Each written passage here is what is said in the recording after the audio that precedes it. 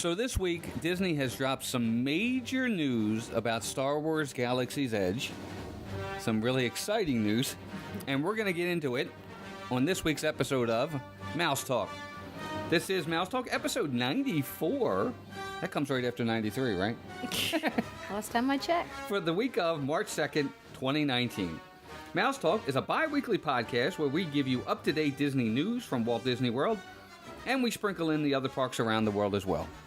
Well, hello everyone, I'm Walt. I'm Melissa. And we are back and better than ever with another episode of Mouse Talk, and it's kind of funny, we thought the music would be apropos for this episode because this week Disney dropped a lot of big Galaxy's Edge news, didn't they? Sure did. They really, really did. And we're going to get into some of it today, but we're going to save some of it for next episode as well, so that we don't kind of put it all in one big episode. But before we get into the news, let's do some mousekeeping. Of course, Mouse Talk does live streams every Tuesdays and Thursdays on YouTube. You can also check us out on Facebook, Instagram, and Twitter. And right now is a good time to check us out because we're doing our annual Mouse Madness tournament, where you can go out and vote for your favorite rides and attractions. So please do that. It's a lot of fun. Lots of people are participating. We're having a blast with it. And also we have merchandise as well. So if you're looking for a cool Mouse Talk t-shirt, check out the description below for sizes and colors. You can just check it out below there. We'll have it all down there for you. And finally, if you'd like to help support our channel, we do have a new PayPal account as well. Your donations will be used to help us make our videos better with even better content, including equipment upgrades and things of that nature. There is a link also in the description below to do that as well. And always remember, any support is never expected, but always much appreciated. And with that, we're going to get right into our news because we got a ton of it today. Melissa, what are we talking about in the news section? All right. Well, more off-site hotels to offer extra magic hours and extended FastPass booking windows. Soon, Disney will begin allowing more off-site hotels to access extra magic hours and extend FastPass booking windows. The Hilton Orlando Bonnet, is that what it is? Yep. Bonnet Creek and the Waldorf Astoria hotels will both become part of the official Walt Disney World hotel program effective March 1st of this year. It just became effective. Yep. Guests staying at those hotels will be issued vouchers at check-in for access to extra magic hours alongside your theme park admission. Within the next 2 months, guests staying at these hotels with theme park tickets will also be eligible for 60-day FastPass selections. These two hotels join the 7 Disney Springs hotels that were recently added to eligibility as well. I put this in here because I thought this was significant. I know a lot of people that stay off-site. They don't stay on property. So it gives them perks. Now, Disney has what's called Good Neighbor hotels, and I'm assuming that the 7 that are already in there that are Disney Springs are probably Good Neighbor. Yeah, they must be. I can't imagine they wouldn't be. Right. Now, the Hilton Orlando Bonnet Creek and the Waldorf Astoria, it doesn't specifically say that they are being added to the Good Neighbor list. They may already be in the list and maybe they just hadn't had it yet. But I think this is a significant story because now you might be able to get a little bit of a cheaper rate to stay at a nicer hotel and still get some of those perks. And I know some people get points if they travel a lot for their jobs and may be able to use them at hotels like Hilton and things like that, where that's why they choose to stay at those hotels because they get perks and the ability to stay, earn free nights, things like that. So I can see why they wouldn't want to pay the Disney prices for hotels, and it's unfortunate that you can't benefit from that. I have mixed feelings about this because I do feel it's a perk that if you are staying on Disney property that you get these things. So part of me feels like, well, maybe you shouldn't have access to the extra magic hours and things like that. So I'm kind of split down the middle with this because those two hotels that you mentioned, those aren't inexpensive hotels. Right. So when I think about the Hilton and the Waldorf Astoria, it's not like you're saving any money. So where is it that the people that need the extra benefit that maybe can't afford the higher end hotels are getting the perk from it? So I guess that's just me speaking from our wallet because, it's funny, I just feel like maybe people that can't afford to stay and can find something, are they getting that perk? Right. And if that's the point, then maybe they should have more people doing it. I don't know. So let us know your thoughts on that, folks. Yeah, please do. Let us know. Leave your comments below and let us know what you think of this. I will say this. For me, I understand where Disney's coming from with the opening of Toy Story Land, the opening of Galaxy's Edge, the opening of or all the new stuff that's coming for the 50th. There's going to be a lot more people down there. There's going to be an influx of crowds, attendants coming to these parks.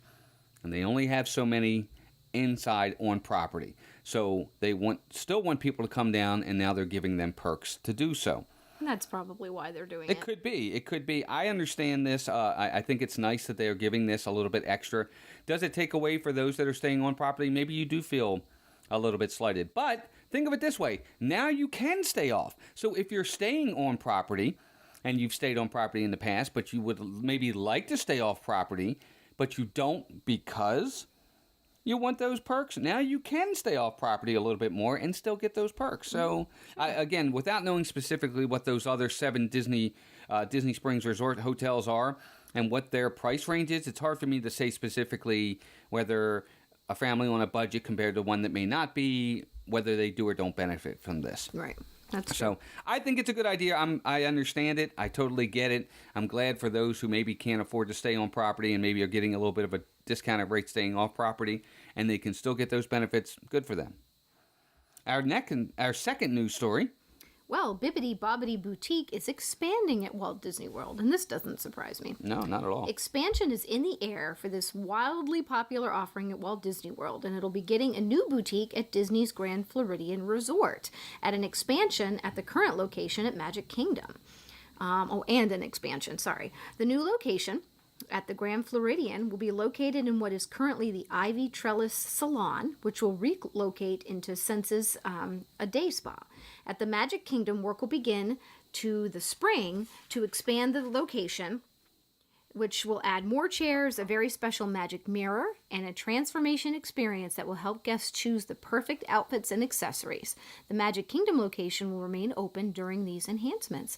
Also, existing reservations will not be affected. Yep. Absolutely. This we've talked about. Bibbidi Bobbidi Boutique is extremely popular. They have it in Disney Springs. They have it at Magic Kingdom.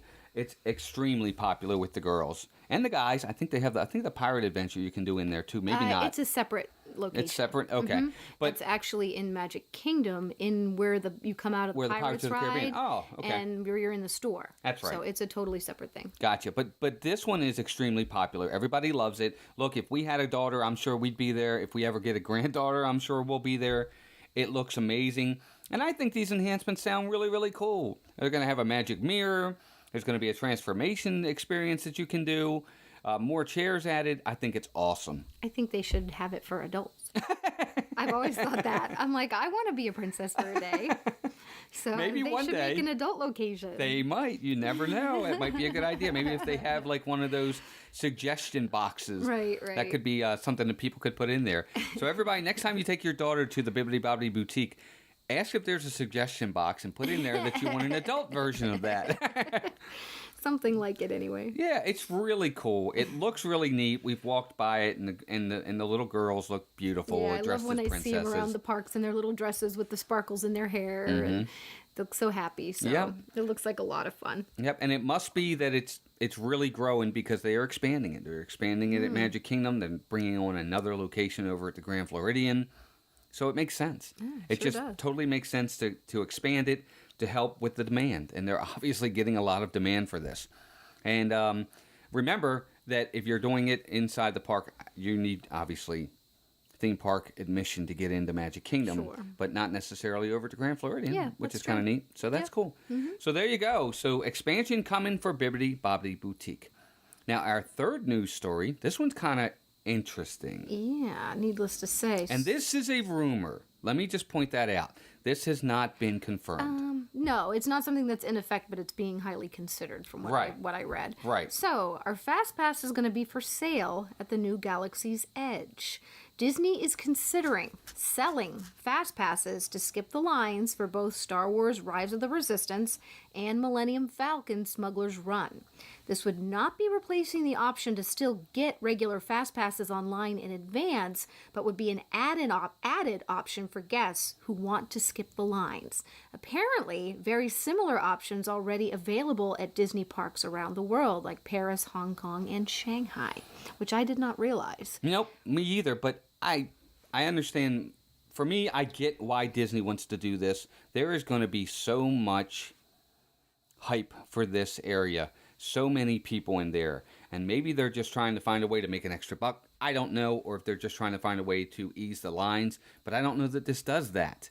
So I don't know how I feel about this. For those that maybe if you've been to Hong Kong, Paris, or Shanghai, let us know what you think and what do you think and how it's incorporated, because I've never seen that. So it's kind of hard for us to speak on whether or not it would be something that would work here. But, And I know other parks, like Universal does something like that. You buy for them and you skip up. And Disneyland does it. They have Max Pass. Yep. I don't know. Again, kind of torn with this because, again, it seems to be going to the people that can afford to pay extras for this kind of stuff are getting the benefit. Where do the rest of us come into play? I'm always throwing that out there. But, I understand. Well, I want to see what the cost is, first off. Regular Fast Passes, I get that. But does that mean there are going to be less regular Fast Passes? And what about those people that don't get Fast Passes at all because people are able to book them that are on property earlier than everybody else, and the regular Joe Schmo's not able to get a Fast Pass at all? So, I don't know, again, torn down the middle. I see what they're doing. I see they want to make extra money, obviously, to compensate for the money they're putting into these changes. I get that, from a business perspective, but I don't know that I'm okay with that. So. Well, here's my perspective on the whole thing. First off, with any Fast Pass, part of the perk of being on property and things of that nature is why we get 60-day Fast Passes compared to people that get 30-day, or if you come day of, you don't even get any advanced reservations on Fast Pass. So I understand the perks there. So this is just an additional perk, but to get this perk, you have to pay for it. Fair enough. It's an optional thing. You don't have to do it.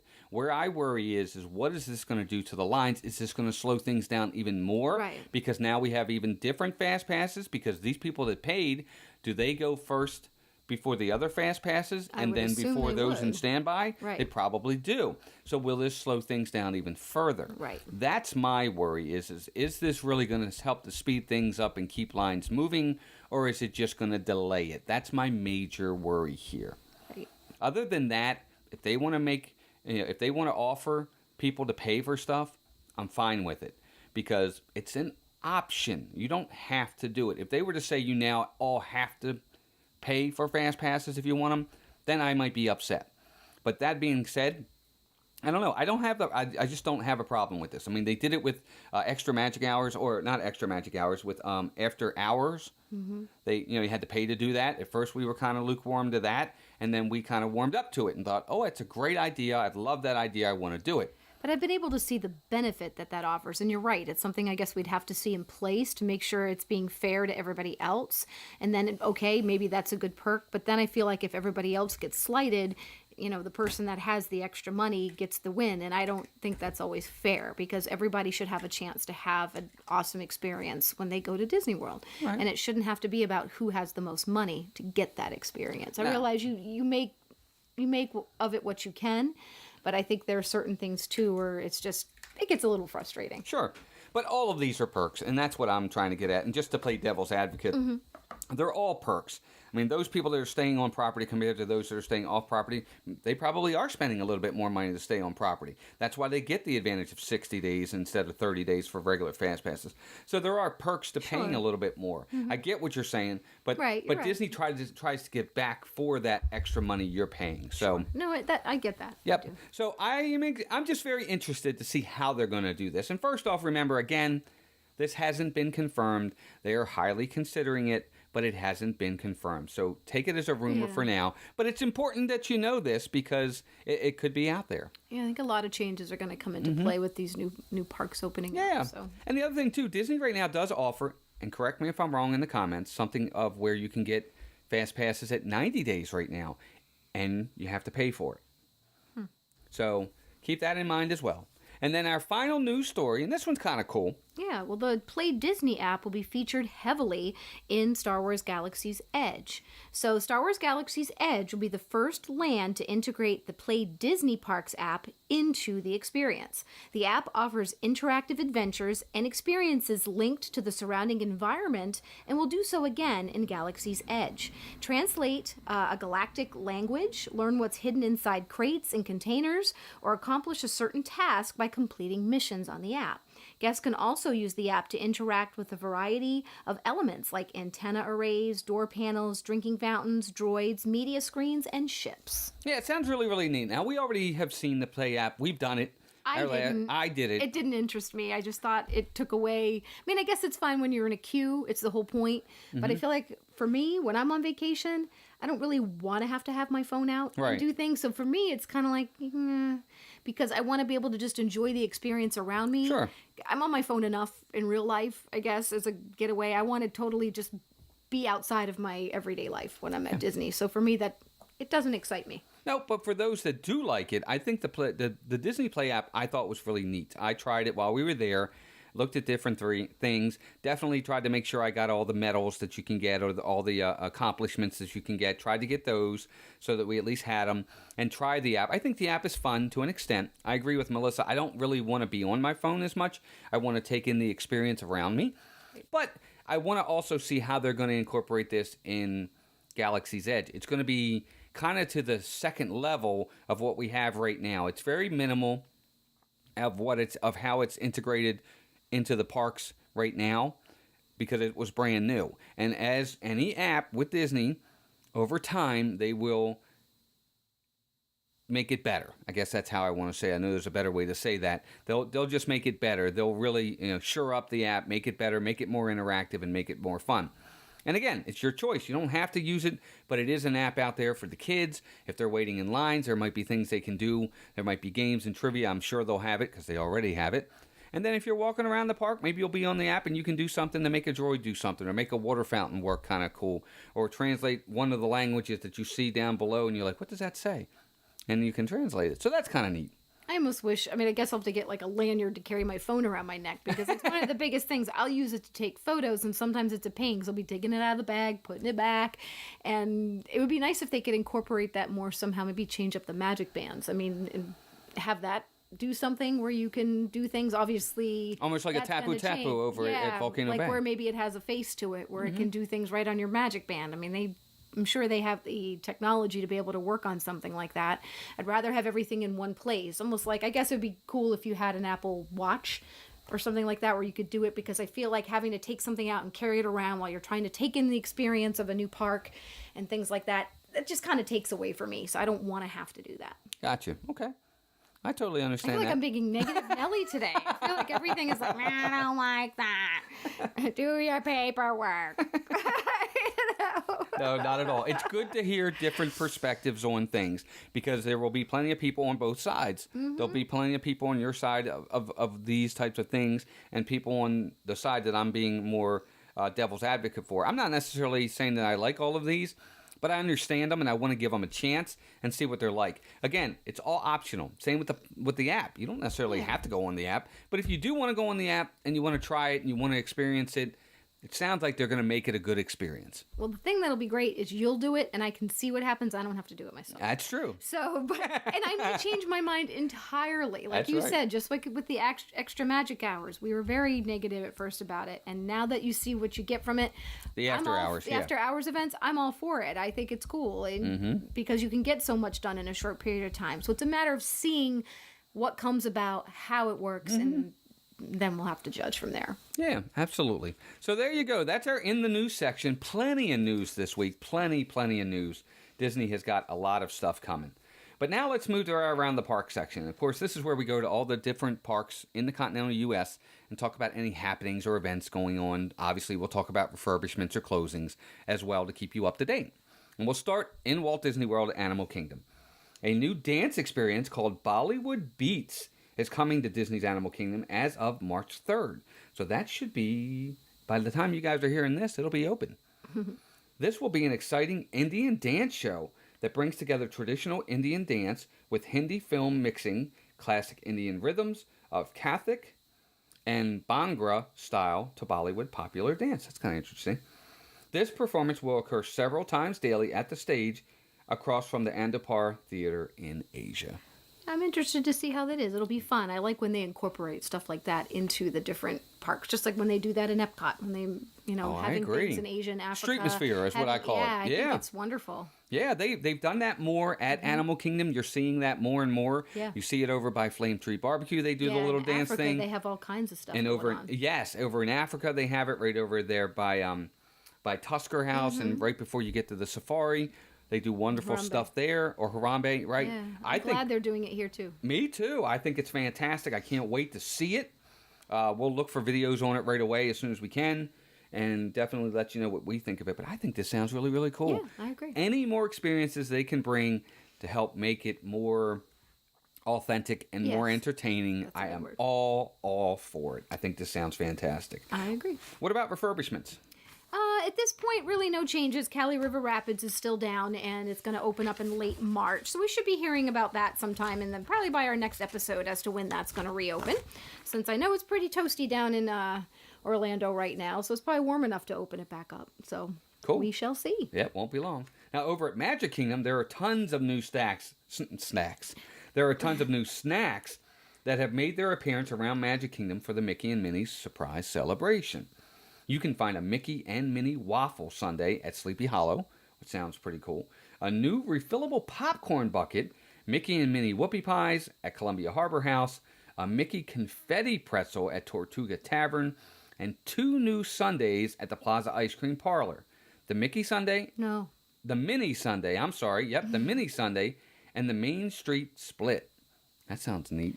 Yeah, they're actually cute because the ones at Plaza Ice Cream Parlor, there's nothing super like new about them, but they're cute. They come in a little polka dot boat, so they have a little Minnie Mouse feel to them, and it's like a mini banana split. The Main Street Split has all the typical, chocolate, strawberry, pineapple with the bananas, and then the thing that's cute about the Mickey sundae, it's just a basic standard hot fudge sundae, but it's got a little white chocolate mini bow on it that looks really cute. So it's just more of the appearance than I think anything super special about the sundaes themselves. Sure. Make sure you check these out because they will only be around until about May. I think Yeah, they disappear sometime in May. is when that should be changing over. But yeah, the confetti pretzel is a little different. What it is, it's like marshmallow fluff on the top, and then they sprinkle it with Mickey confetti pieces. So I'm not so sure about that. I do tend to like the salty and sweet mix, but from what I could tell and what I read, it can be very sticky. So you're going to need lots of napkins for that one. Exactly. And But you have the sundae, the waffle sundae at Sleepy Hollow sounds really cool. A new refillable popcorn bucket, which yeah, it's sounds got really good cool. pictures with Mickey and Minnie, and the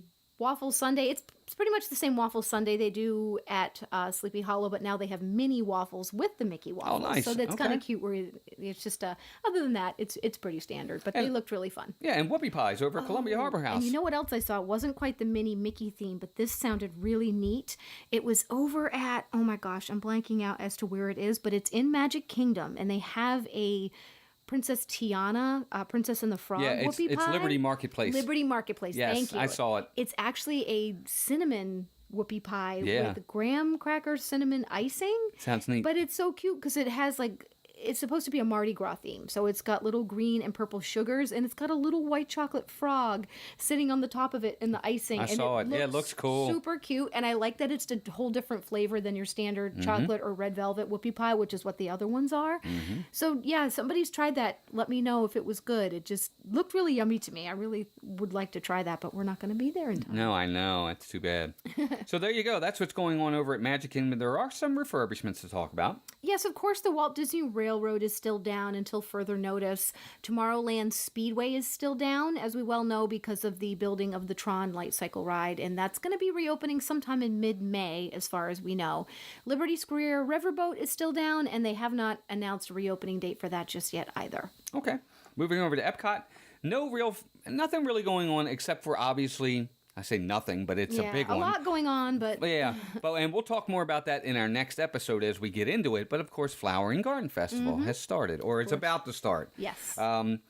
Once we get more information on that, we'll get everything together. That'll be part of our next episode as well, so be sure you tune in. But Flower and Garden has started, but no refurbishments or closings. I will tell you, a lot of construction going on over there. You have the new space restaurant coming, more construction's happening on Guardians of the Galaxy, Ratatouille. They have the new fireworks show that they are now preparing for that you can see a lot of stuff happening for that because, of course, Illuminations is going away soon. So other than that, no refurbishments or closings. And of course, they announced the changes to the entrance, which we touched on, so that will probably be starting up sometime in the near future as well. Yep. And with that, that's it for Epcot. Let's move over to Disney's Hollywood Studios. So, Nancy Clancy from Disney Junior's Fancy Nancy is coming to Disney's Hollywood Studios and Disney California Adventure this spring. She will arrive in time for the 30th anniversary at Hollywood Studios on May 1st. She'll be located at the Animation Courtyard and will become part of the character breakfast at Hollywood and Vine. Nice, good. The Disney Junior characters. Nice. Later in May, she will make her appearance in DCA in Hollywood Lane outside the Disney Junior Dance Party. Cool. Very nice. Okay. That sounds really, really nice. Another new character. Of course, Vampirina was just added not too long ago. Now they're adding Nancy Clancy. I don't know who she is. No, we are Isn't that so terrible? out of the loop. No, our kids are all grown now, so Yeah. we aren't as familiar with the Disney Junior lineup as we used to be. But I know for the little guys, that's always fun if there's a new show that they love. It's Sure. great for them to meet those characters. We loved it back when Bear in the Big Blue House. And those guys were there. All Yeah, those guys were absolutely. there when our kids were little, so I know they'll love it equally as much now. Yeah, well, it's funny. Times change because you know Jake from Jake and the Neverland the Pirates was there. Pirates. Sophia the first used to be there. I think she's still and there. she might though. still. Yeah, absolutely. And now Vampirina, and now you got Fancy Nancy or Nancy Clancy, and that's really cool. I say that all. Yeah, fair. it is. Fancy Nancy is Nancy Clancy. Save that 5 That's times exactly fast. right. Yep. So there you go. Also going on at Hollywood Studios, and actually we have a lot of information today for Hollywood Studios. Legends of Hollywood closed March 1st for refurbishment. The store, which is located at the corner of Sunset Boulevard, will be remodeled and extended into the former Planet Hollywood Superstore space. Okay. The store, with its new expansion, is expected to reopen this summer. So they're right next to each other. Mm-hmm. And Legends of Hollywood is going to expand into that area, I see. the Planet Hollywood area. So it's just going to make it bigger. It's going to be a totally new refurb. It's going to look different, going to look nicer, I'm sure. So now we know what they're going to do with that space, because for the longest while after they closed Planet Hollywood Superstore, Right. we didn't know what they were going to do. Are they going to make it a new store? Are they going to make it a new experience? What's going to happen? Well, now we know. They're just expanding Legends of Hollywood. So, you know, Planet Hollywood Superstore is gone. Legends of Hollywood is going to expand into that area. I'm interested to see what they're going to do with the space, how they're going to remodel it, what the new aesthetic is going to be in there. Because remember when we saw the new aesthetic at World of Disney, we weren't sure what it was going to be at first. When we finally saw it, We loved I knew. Oh, I loved it. I thought it was it's nice, fantastic. actually, I was hesitant. Again, me being the glasses half empty, I was like, I don't like it. They took away the character, but now that I've been in there, it's awesome. So Yeah, I love it. So we didn't even get to see the full experience. no, it It wasn't was all only open. partially open, but what I've seen of it, I really like what they did. Yep, it's going to be great. Going to be great. And now to get into some of the Hollywood Studios Galaxy's Edge news that Disney broke this week. Again, we're going to cut this up into two sections, and today we're going to talk mostly about what they've announced for merchandise. Next, on the next show, we're going to talk about the food, the dining offerings. Okay, then. Melissa wanted to talk dining this time. No. We talk Well, about food plenty. There's tons of it, though. But Galaxy's Edge is just a few months away from debuting at both Disney's Hollywood Studios and Disneyland in California. And we now have a glimpse at some of the merchandise that will be sold throughout the lands. Merchandise, of course, will be a huge component Huge. of Star Wars: The Galaxy's Edge, and Disney has released some details. And there are several things that we're going to go over here. These are kind of the areas where you can get the merchandise and what they're going to be offering and the names and things like that. One of them is called Doc Ondor's Den of Antiquities. Sounds pretty cool. For those in the know, Doc Ondor is the Lothorian or Ithorian you seek for selling and buying rare and uniquely valued items from across the galaxy and spanning all areas. You'll find Doc at his desk, checking his inventory, taking calls, and barking orders at his assistants. So that's kind of an area where you're going to get some really rare stuff, is how I'm going to word it. Some like really certain kind of lamps and things of those natures, and kind of like, what are those things you put on your desk? Like, you know Like what I'm talking? statues? Yeah, Like like, kinda like- that kind of stuff. Is Yeah. this the one where you can get the crystals too, and Yes. you make your own lightsaber? No, that's somewhere okay, else. That's a different one. That's okay. a different one.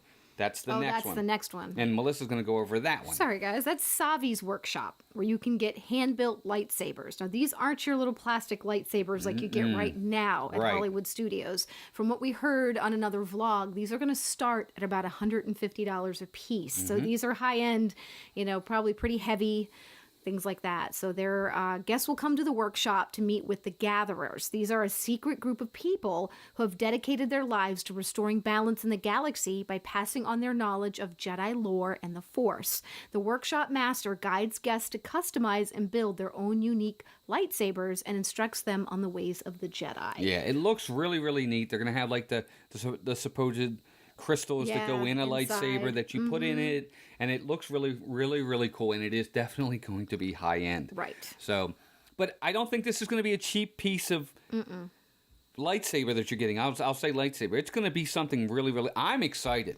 I want to see it. I yeah. want to see it. I don't know that we'll get one. Maybe we will, but Maybe we will. I don't know. I'm interested to see what they look like. I am too. how they work. I think they look. I mean, it sounds fantastic. I can't wait to see what they look like. I'm really excited by that. Now, another place you can go This is one sounded neat too. yeah. This is called the Droid Depot. Visitors to Mubo's workshop can choose parts and construct their own individual astromech droids to accompany them on their journey, and then take them home with them. That sounds kind of neat. The Droid Depot is located in the market, inviting patrons to pick parts and pieces off a conveyor belt, then build and customize their astromech droids. You can either do an R series or a BB series. Yeah, so it'll be like R2 and or BB-8. BB-8. Yep. The droids are capable of interacting with elements in the land, responding to guests' behaviors, and stuff like that. Additional programming chips and accessories can be added to the droids to further customize their abilities. That's pretty darn cool. Yeah, it's true. I'm sure it won't be cheap. Oh my gosh, but sounds fantastic. Yeah, it sounds The Droid fun. Depot will also offer guests pre-built droids, including a C-3PO, who has quite a bit to say. I'm sure. Especially if you accidentally take off his head and put it on backwards. Don't do that.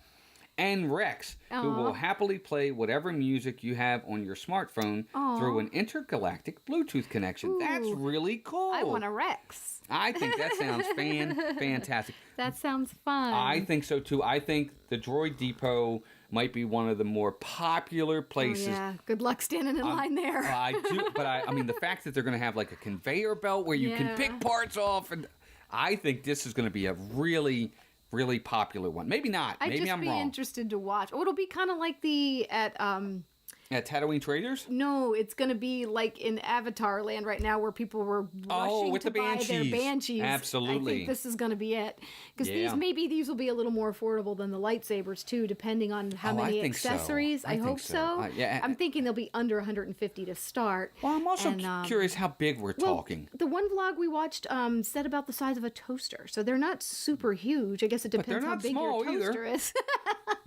That's true. So I'm hoping there'll be something a little more affordable, because I think that's going to be a lot of fun. I'll be interested just to stand and watch people build them. I you know? agree. I think it That'd sounds be really, fantastic. really cool. I do. And what else are they going to have? Well, there's the First Order Cargo, and this is a spaceport hangar bay that serves as the temporary base and landing spot for the First Order. First Order officers have brought in crates of gear, uniforms, and other supplies to win the hearts and minds of locals and visitors to Black Spire Outpost. So pretty much what this one's going to be is a place where you can buy clothiers type things, uniforms, things like that, kind of if you want to cosplay or Disney bound and stuff like that. This is probably going to be where you can get it. It sounds like that's going to be pretty expensive too. Yep, could be. But they did look pretty nice. We saw some online and thought they looked pretty neat. So Yeah, we'll have to see. there's also the Resistance Supply, and Resistance members and local sympathizers oversee a makeshift stall that supplies Resistance uniforms, pins, badges, hats, helmets, jackets, maps, tools, training supplies, food rations, and other items. There are also several market stalls which sell a variety of merchandise, such as Toydarian Toy Maker, which has some of those the fun little stuffed toys. Yes, yep. The Creature Stall, interesting critters that you can take home with you. So Yep. they have little versions of what is Like the porgs. Yeah, like the porgs and like the big bantha from Empire Strikes Right, Back, the big that's- monster on Planet Hoth. Yep. Yep, sounds really cool. The Black Spire Outfitters, which is clothing, the Jewels of Bith, accessories, and other trinkets to treasure. And with our next podcast, we'll talk more about the dining offerings coming to Star Wars Galaxy Edge, so be sure to stay tuned for that as well. Yeah, so Resistance Supply is kind of the same, almost the same thing as like the First Order, but more like just your hats, your jackets, your your backpacks and Not stuff the like full that. outfits per Yeah, se. but it sounded really, really cool. Tons of incredible stuff coming to Galaxy's Edge. Yeah, most Just definitely. in merchandise. We haven't even touched on food yet, and I'm even more excited about that too. We have seen it, and I don't want to get into it too much right now, but it looks amazing, and we'll go into it in full detail just like we did here with our next episode. But as for refurbishments, there is one thing going on. We did mention this in our last episode. Beauty and the Beast live on stage is going to be down. It's down now. Should be reopening March the 10th. Gotcha. And just keep in mind, too, because we sometimes fail to mention these, but the water parks, Blizzard Beach is open, but Typhoon Lagoon is closed for their refurb through the 16th of March. So they'll be opening again very soon as well. Yep. Out of Disneyland, no real events going on right now. I think the Chinese New Year is over. They were doing that more over in the DCA side of things. Yeah, a lot more going on over at DCA right now. But Disneyland, just a lot of construction going on out there. Remember that the castle itself right now is going on a major refurb, and we'll talk about that in a Yes. second. But no real happenings or events going on. But talking of refurbs, Melissa, Yeah, they actually have scrim around the entire castle, which I know for me I'd be really bummed out about if I was especially visiting the first time. It's literally just not there. So, but it's supposed to be reopening sometime this spring. The sailing ship Columbia is down through March the 7th. Space Mountain is down through March the 14th. Astro Orbiter is still down with the determination, of reopening not mentioned yet. Some of these had to be determined dates, and now they have reopening dates here, so I changed them. Phantasmic will be through March the 7th, and now the Indiana Jones Adventure is going to be going down from March 19th through the 21st for a very short rehab. cool. All right, so there you go. That's Disneyland. Now, over at Disney's California Adventure, there is something going on. Yeah. Disney's California Adventure Food and Wine Festival debuted on March 1st and will continue through April 23rd. Theirs is pretty short. Yeah, it is. There looks to be some amazing food and merchandise, all much different than what we have seen at Walt Disney World's Food and Wine Festival in the fall. There's an off-the-cob booth where the menu features entrees made with fresh corn like shrimp boiled tacos and sweet corn nuggets with bacon. That actually doesn't sound bad even to me. Sounds awesome. They also have the Golden Dreams booth, which features deconstructed teriyaki chicken masubi. Am I saying that right, I Melissa? think so. Anaheim chili Releno. Releno bites and chocolate peanut caramel parfait. Cluckadoodle-doo, which has that's a good Yeah, it's name. a fun booth. That's a good name. Cluckadoodle-doo, which has a grilled beef tenderloin slider, salt and vinegar parmesan chicken wings, and watermelon lemonade, and so much more. We wish we could be there. Yeah, there were so many booths. They had like a fruit and nut booth, because people joke about California being the land of fruit and nuts. Yeah. So The there land were of all fruit these, and like nuts, an yeah. avocado booth where like the items, all incorporate avocado in some way. Very different than what we see here, but really sounded great. Sounded some really fresh, yummy items. So Brian, if you're listening, maybe you could go over there for us, take some pictures and Yeah. test some of these items out, because I know Exactly, you're a true. food lover as much as I am. So let me know what it's like. So that'd be pretty cool. Yeah, it does. It sounds and looks amazing. I'm glad to see Food and Wine is out there as well. Do we know whether or not this is the second annual, third annual, fifth annual? It's been going on for a little while. It has been going on for a little while. Yes, this isn't Okay. the first year by any means. I know that, but I couldn't Okay. tell you exactly how long it's been going Gotcha. on. But Food and Wine going on through April 23rd. Make sure you check it out. Again, Melissa's right. It doesn't run as long as what we do down at Walt Disney World in Epcot, but it is there. So if you're out there, make sure you experience it, because we'd love to hear from you. Let us know what the differences are from what we do here in Walt Disney World Yeah, definitely. from what they do out there. It sounds great. Yeah, I'd love to hear about it. Actually, it's funny. I didn't realize they were doing one out there until I happened to do some reading up this week, and I'm like, oh, wow, that sounds amazing. Yeah. So there you go. Refurbishment-wise, no refurbishments different. Just a Than couple last things. week. Yeah, the World of Color, they're still working on that, and Grizzly River Run is down through March the 28th. Yep, so there you go. Around the parks. Tons of stuff coming.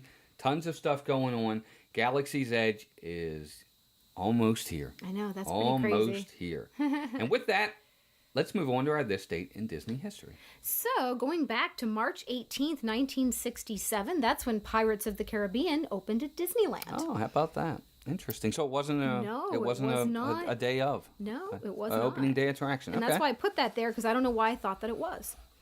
March 1983 is when the original Journey into Imagination debuted at Epcot at Walt Disney World. Yep, and they've had several changes of that. Yeah, there's been over the 3 years. different versions of that. And I was reading about the differences between them, and I thought it was interesting because when they opened the second version, people really were not happy. And the second version opened, I think, in 1999. So I think the thing was under refurb when we went on our first trip. So I never even made it to Epcot, which is crazy since now it's my favorite park pretty much. So I know. it's funny looking back that I thought I had no interest in Epcot. But anyway, it reopened in 99 and it no longer had the Dreamcatcher, I guess is what his name was. And then Dreamfinder. And then Figment was only in one part of the whole thing. So people just rallied against it, so they closed it again and reopened it in 2001 to what it is today. So I thought that was really kind of interesting. So there you go. March 26, 1995, Disneyland actually hosted its first marathon.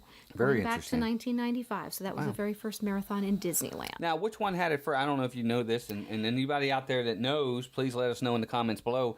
Who had the first marathon? Was it Disneyland or Disney World? And I know I did something with the marathon in another episode, and my brain can't remember what it was. I want to say it was Disney World. It might have been, because I think it was in one of my dates in Disney history. Yeah, I can't remember. Isn't that terrible? We can't Yeah, remember. I don't remember.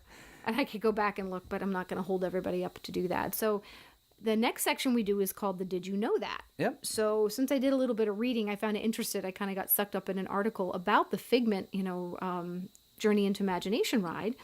So it said when Journey into Imagination first opened, it was sponsored by Kodak, which is why he had a gold and red sweater. Interesting. Okay, that makes sense. That's Kodak's their colors. Yeah, absolutely. So that's why they had him wear that sweater. And it's also the reason why Figment is purple and not green.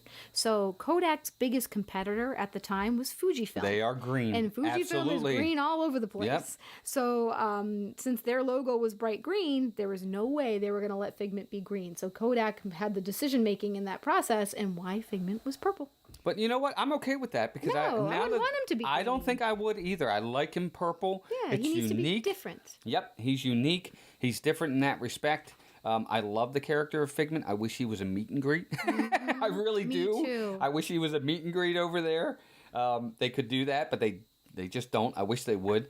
I love the fact that he's purple. I can't imagine him being green. I know. I mean, if he's a figment of your imagination, he should be a little, quote, off color, right? Oh, I mean, he agree. shouldn't be the standard dragon green. And I guess the song that the Dreamfinder catcher sang was that he became the reason they named him. And there's a song, I guess, he sang that said he's the body of something, the horns of a steer. Right. The color of this and A little bit of everything. Yeah, and it was funny how they created him based on what he was singing, I guess. So I'm sure a lot of you may know that already because of seeing the original ride, but we never got the opportunity to see that. Yep. So there you go. So that's our Did You Know That section. And now we're going to get over to our shout outs. This is the most important part of our podcast to us. This is where we go out to you guys and thank any of those who might be following us on Facebook, following us on Twitter, subscribing to us on YouTube, and commenting and participating and supporting, or just listening to our podcast and commenting as well. These are folks that we just want to say thank you to for all the support. yeah, these are actually some of our channels that sponsor us and really support us. Only some of you. I know there are many of you out there. We picked a handful this week of other channels that you can check out too, and make sure you subscribe to them. They have some fabulous content. So we want to thank these following channels that are on YouTube. Yep, we have Chris from Disney World Adventures. We have Megan from Mickey's Magic. Of course, Dan from Disney Dan, and Steve from Steve's World. Great channels. If you ever get a chance, please go out and check out their channels. Subscribe to them. They do great Disney content as well. Fantastic stuff, from reviews to overviews to pins to unboxings. All kinds You of good name it, stuff. they do. It's live streams as well. Just check them out. They're great channels. They're great supporters of us. And great people. Yep, absolutely. And thank you to everybody out there who does listen to the podcast and supports us. We try to get in as many as we can. We kind of do it at random, but we'll do our best to get everybody in at some point. And there you go, folks. That's our episode. Kind of a long one this week. Tons of news coming out of Disney. We wanted to make sure we incorporated it as much as we could. But other than that, that's going to do it for this week. We will be back again on March 16th with a brand new episode. Lots of news coming out of Disney. Of course, we're heading into the busy time now. Oh yeah. Easter, spring break, summer, they're all coming. before we know it, we're going to be talking about tons of new stuff as well. So get ready for that, and as the news breaks, we'll bring it to you. And until next time, please take care of yourselves and each other, and we will talk to you soon. Take care, everybody. Have a great day. Bye. Bye-bye.